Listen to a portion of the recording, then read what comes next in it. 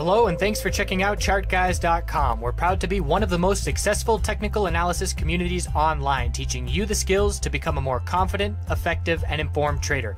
Join our community of hundreds of analysts worldwide working together to learn the charts, generate profit, and achieve financial independence. Sign up for a 1-week free trial, no credit card required, for access to daily live chart analysis and market coverage, a thriving chat community, along with dozens of hours of exclusive educational materials. We look forward to seeing you. Let's check out some charts.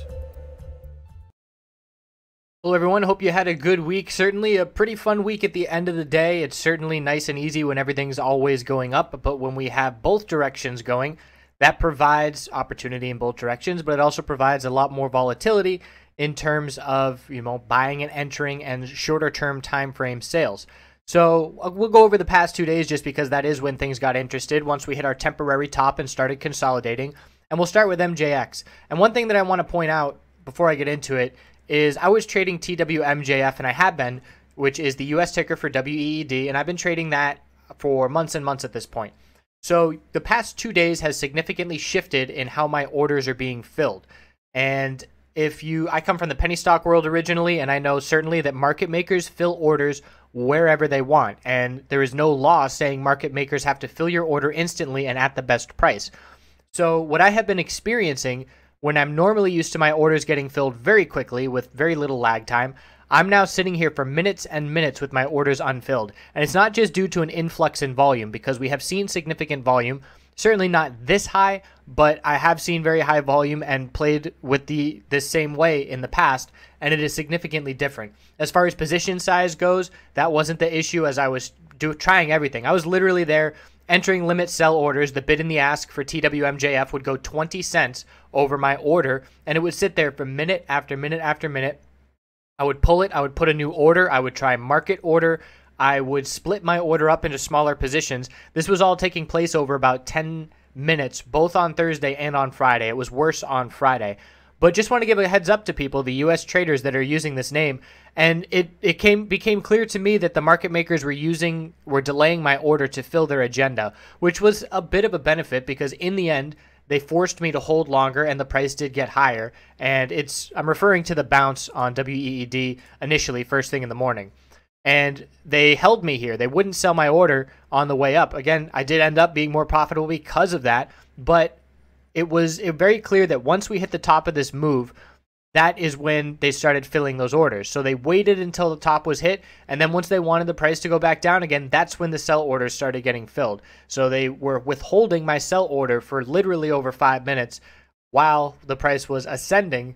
And then, like I said, it topped out and then started to pull back. But we had an incredible bounce. We'll go over that in just a little bit, along with a little bit more of those details. I just wanted to give the heads up to those that are in the US to be a little bit more cautious. It did frazzle me for the day in the sense that, that's not what I'm used to trading. It's not giving me the tools that I need to enter and exit when I want to. So I had to be a lot more cautious, and I went to play other things after that morning experience. So MJX, inside bar on Friday with the range fully within the range of Thursday. We almost had a double top there, 36.90, 36.88. That is close enough for me to call it a double top. So in the last video that I did, I was highlighting how we have to watch the hourly equilibrium patterns. And we saw bull breaks on a lot of these individual names from these hourly patterns. We saw the dump from Thursday, the high of the bounce. And that was our key resistance level, the high of the bounce. Because if the bulls are able to hold the low of the Thursday pullback day and then break the high of the bounce, we know that that is a shift in momentum and some higher highs. And we did get that for the bulls. Not right out of the gate in the morning. We did form resistance at 36.65.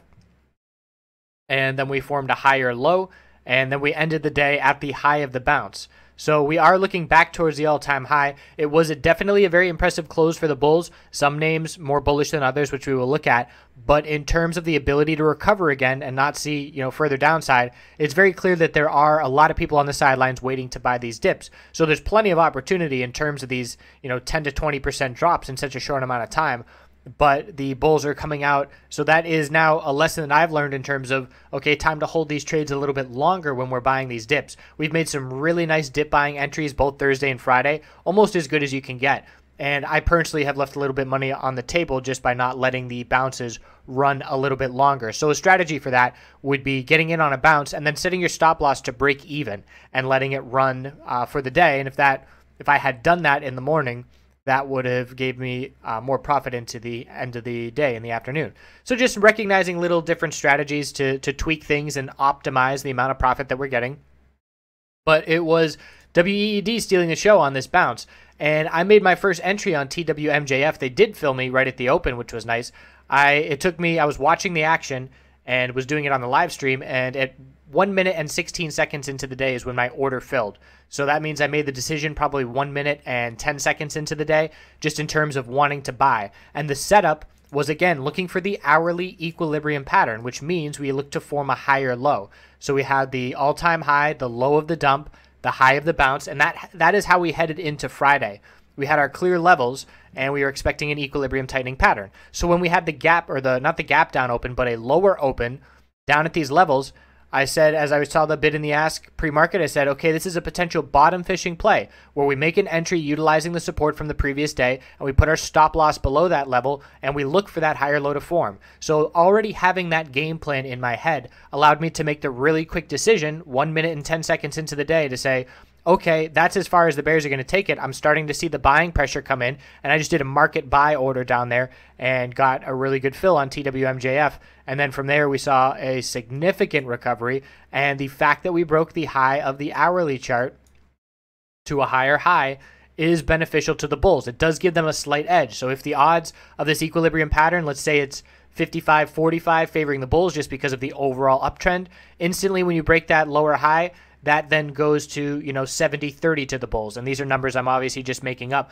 but that's what's going through my mind when I'm watching how these scenarios are playing out and how they are shifting the odds of certain things happening. So we had a very tight pattern at the end of the day. You can see this hourly chart just tighter, tighter, tighter, and not exactly inside bars, but close enough that it's very clear we're just trading sideways. So you look at the 15-minute time frame, and it just got tighter and tighter with no clear break. We ran out of time. So the market makers are likely going to break that range, which is one thing that I don't like with the U.S. stocks. We have pre-market data a lot of the times, and that is just a continuation off this current range. But when you have the market makers opening, with a higher open or a lower open, it's going to, in a sense, artificially break this range.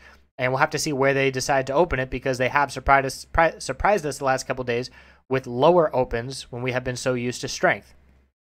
So in terms of key levels, I'm watching resistance of 34.85, 35 psychological, and then 36.25, the all-time high. If we see a break of 33.23, we're going to head back down towards the low 30s, as there's not a whole lot of support built, and that would break this 15-minute little higher low pattern if we break 33.23. So those are the two levels that I'm watching first thing on Monday, and really loving the volatility for continued trading opportunity. And I have been playing both directions, both Thursday and Friday. I did short MJX on Thursday and on Friday. Again, these are just short-term day trades. I didn't hold either one of them for more than a half an hour, I don't believe, but just continuously adding to the profits, and then it's more profits to have to play on the way back up. So I played both days, WEED, buying at the open, or buying the dump and buying at the open. On Thursday, the play, and this is a trick I picked up from cryptocurrency, really, volume climaxes breaking key psychological or key support levels when we're already oversold. So oftentimes you see an oversold dump, and we dump down, and the RSI gets really extended, and we approach a key support level, and you would expect, okay, we're really oversold, and we're approaching this key support, but oftentimes we see the bears make their final push, break that, trigger some stop losses, and then that's the bottom. So on Thursday morning, as we were sitting there preparing, for buying the dip, we just saw it continuously dump, and as I could see, it was approaching down to 30. I saw the 5-minute and the 15-minute RSI really oversold. So I said, if we break 30 here, this is the climax I'm looking for. I will be scaling in and entering on a 30 break, and that's what we did, and that's exactly how it played out. And again, I sold wanting to lock in extremely nice profits in the shorter term, and both of these days have provided week makers in terms of gains. So I have been locking it in because we are in consolidation mode on the daily chart, and I'm being more conservative. Again, the bulls proved themselves to a significant degree on Friday, but I have been selling these bounces with nice profits on the way up. And again, it allowed me to do the same thing, so I did rebuy lower on Friday. So WEED, bottom line is the bulls are strong. We're looking at it for the sector leader and watching for a correlation with it. There's slight differences. APH is an inside bar on the daily time frame, so it did give us the equilibrium pattern that we were looking for. And this is another reason that I sold WEED on the bounce Friday morning. I was looking for an hourly lower high to be set to stay in this pattern, and that's what APH and ACB did. So just the fact that WEED did not do it does give it a little leg up. So we have our low, high of the bounce, higher low, lower high, and that, again, just a tight trading range. But we are still within this pattern, so this has lesser odds of a bull break comparative to WEED because we broke to a higher high. So the range that I'm watching right now, just on the short term from the end of the day, it was down at support of 1885 and resistance of 1963. A little bit of bearish momentum into the end of the day. Just looking at the 5-minute chart, that's where we've closed. And compare that to other names because it always gives you good information in terms of momentum and where we are heading into the next day. So WEED did not see that action, and we have some other names we're going to look at here if I can speed things along that had a much stronger close. And that was actually a clue as well. So that's the range we're watching on APH. Again, very similar to what the other big three are going to be doing, but watching the short-term range to indicate which direction we're going to be heading towards in terms of this longer-term hourly equilibrium pattern. ACB, same thing, daily inside bar. An inside bar knows, or it tells you that there is an equilibrium pattern setting up. So we have the low of the pullback, high of the bounce, higher low, lower high, sideways trading. So 15-minute time frame, we're going to be watching the range down here of 1303 support, and resistance is up at 1349. We'll see how we break first thing on Monday because that's going to dictate which direction we're heading.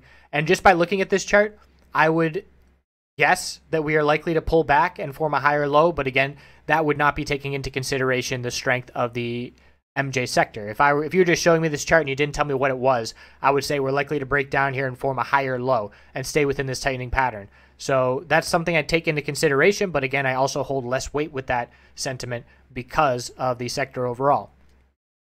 MJN, stronger close. So look at that close up at the high, and we look at the hourly time frame, and we also didn't get a break. We are still in this pattern, but the difference here is that the end of the day momentum, look at the 5-minute chart at the end of the day, completely different than ACB. That's big volume and a very strong close, and that's exactly what the bulls want to see heading into the next day. That's the kind of move that gets you confident holding at the end of the day. So on the hourly time frame, we are still in that pattern. We have our low of the pullback, and we actually dropped to a lower low with the open. So that's another subtle difference between the big three and MJN. And MJN has been my favorite smaller cap bull for the past few months, and that's just purely technical speaking. I have not done the fundamental analysis to warrant a valid opinion on MJN, but I just know that this chart has been very correlated to WEED, and it has been very bullish for a long time.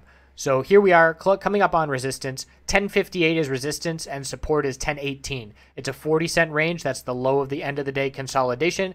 We'll see if we can get a break and follow through with that momentum on Monday. So that's the difference where I just said if I was looking at this chart, I would anticipate a pullback to stay in this pattern. I look at MJN, and because of the strong close, I would anticipate a bull break. So just the little subtle differences shift the percentage odds of what's going to occur. And IMH is another nice one to be looking at, another low cap. But this was a good one because I just want to give a shout out to the members, and even ChartGuys Jason was in on it. But catching this volume at the end of the day and noting this unusual activity, a bunch of members got into this momentum into the end of the day, anticipating a swing, and then we halted and we get the licensing news. So IMH looking to reward people that recognize this end of the day bullish action.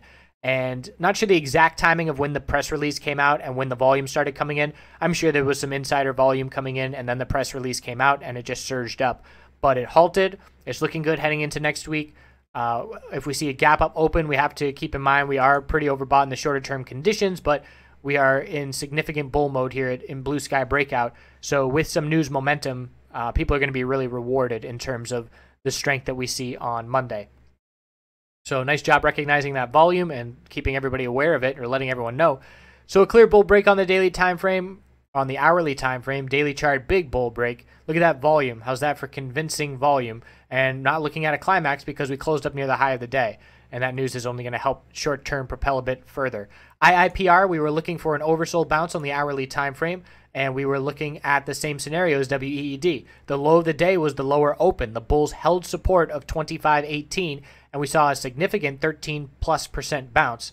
So the hourly RSI got to the point where it was oversold. As soon as we broke 27.96, that was a bull signal because that was the high of our last bounce attempt. So we broke the lower high pattern, and the bull saw a nice end of the day. So very significant gain. I personally did not play IIPR. I was trading WEED and MJX and just keeping my attention there, but nice to have some names to keep an eye out in the U.S. sector.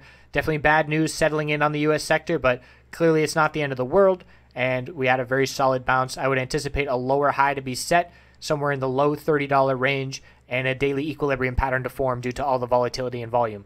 So long video here. Appreciate you tuning in till the end, and we will see you in the near future. Have a great weekend.